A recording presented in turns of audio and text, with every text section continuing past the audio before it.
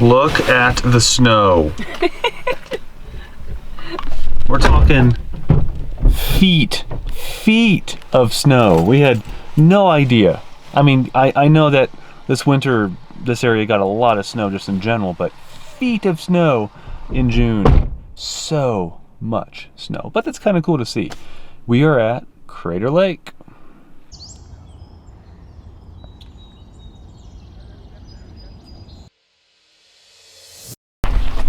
There's a lot of snow. There is a ton of snow. Of course, this is plowed snow, but the snow is still pretty deep. It's pretty deep even where it's not been plowed. Check this out. Where are we, Courtney? Crater Lake. No. Where are we now? The Rim Village. The Rim Village. We're gonna use the restroom. She's gonna use the restroom. So I will do my best to keep you out of the restroom.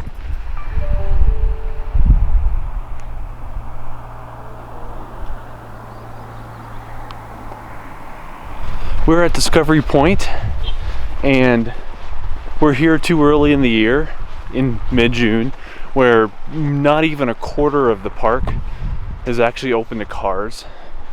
So you can come up to Discovery Point and then walk the rest of the way. You just park here. Walk the road. Walk the road, yeah. Not a single one of the hikes can be done at this point unless you have snowshoes. And you can walk, I guess, as much as you want. Only up to, they have a certain amount paved. Oh. I mean, plowed. After that, it's just it's all snow. So we're gonna walk up, see how far we can get, see what it looks like. Allow me to take this opportunity to reiterate how much snow there is here. It is an incredible amount. An incredible amount. Somebody drew a smiley face in the snow back there. Kind of looked like Bart Simpson with the hair. Well, even in the clouds, you can still see that. That is some beautiful blue water. Man. The lake itself is bigger than I anticipated.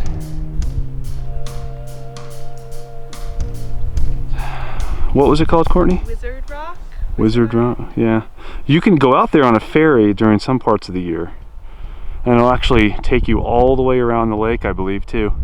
And you can get up there. It's like a 3 or 4 hour trip. It's like 50, 60 bucks a person if you want to spin that. But I'm sure that's really fun and really nice. They have one trip that will drop you off on that island and then leave you for 3 hours so you can hike to the top and get the views from the top. And then hike back down, and then the boat will pick you back up and finish off the lake tour. Here, it's so quiet. Not very many people are here. Of course, it's a Wednesday, and not even a quarter of the park is drivable. But it's still really nice to see. So we're probably just gonna check out what's here and then call it. Because the paved plowed road goes all the way around this mountain to the other side. And to be honest, we're not sure what's over there, if there's a viewpoint or what, so we're just gonna make the best of it here and turn around. But check out that, I don't know, some kind of building on top of that hill. I bet that has quite the view, because Crater Lake is that way.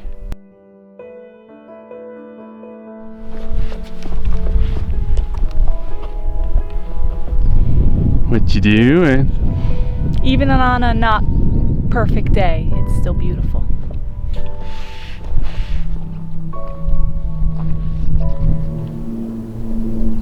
Oh, Steve. I think that's a marmot. Hey, what's up, buddy?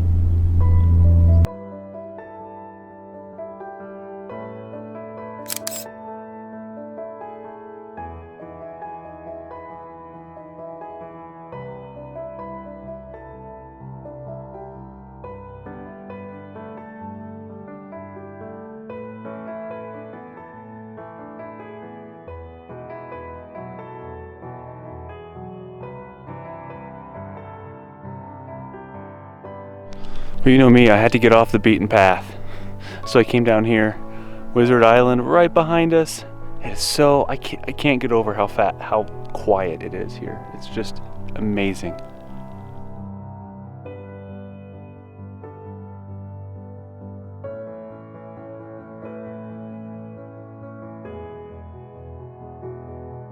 We're having a snack here, and these chipmunks are trying to be friends. We don't feed them though. But we don't feed them. No.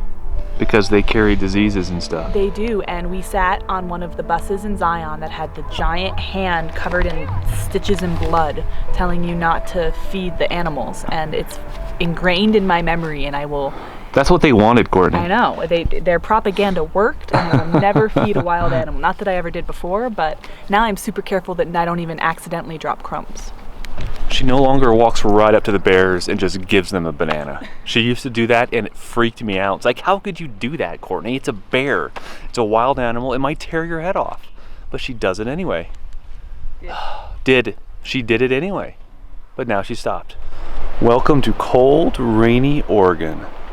But it's all good, because we haven't had rain since we started. Well, really, we had it at Vinny's, I guess, but we didn't actually see it. That was overnight. Now we get to actually be in it, and it's kind of a nice change, even though the people here are probably sick of it. But got some fog behind us, and it's cool. It's overcast. Can't see sun anywhere. And this is a travel day. We're heading up towards Bend, and we're going to spend like 2 weeks there. We were going to spend a little bit more time here, but most of Crater Lake's closed. We saw what we could see. It was a beautiful park. We would definitely come back, but probably in July or August when most of the park is actually open. But for now, we're glad that we saw what we saw, and we're gonna move on. Wow, it's cold. I'm not used to Oregon. The hitch. We're still having problems with the hitch. Really frustrating driving out here because it would knock and crack. We actually took the stinger part out of the truck, and we looked underneath, and there were a couple bolts that were actually loose.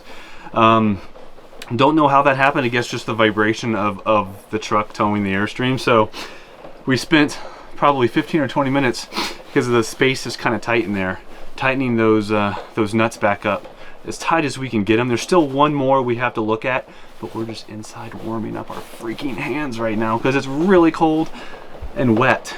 But we're hopeful that when the hitch is a little bit loose, that might account for some of the noise we're getting. So really should have been more on top of that. So this is a learning lesson for us to be more proactive, making sure everything's tight. But there may be something good here. Well, we thought that it was the Hensley, and we've been researching and trying and doing all sorts of stuff with the Hensley. The strut bars and the swing bars and the over the center latches. We've been adjusting, loosening, retightening, all sorts of stuff. Last, I don't know. And then it turns out it's the actual hitch on the truck. We think it might be.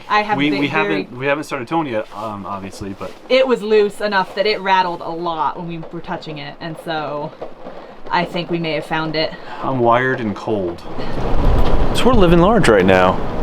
We're in the Lapine State Park Campground, which is a huge campground. There's tons of spots here in 3 different loops.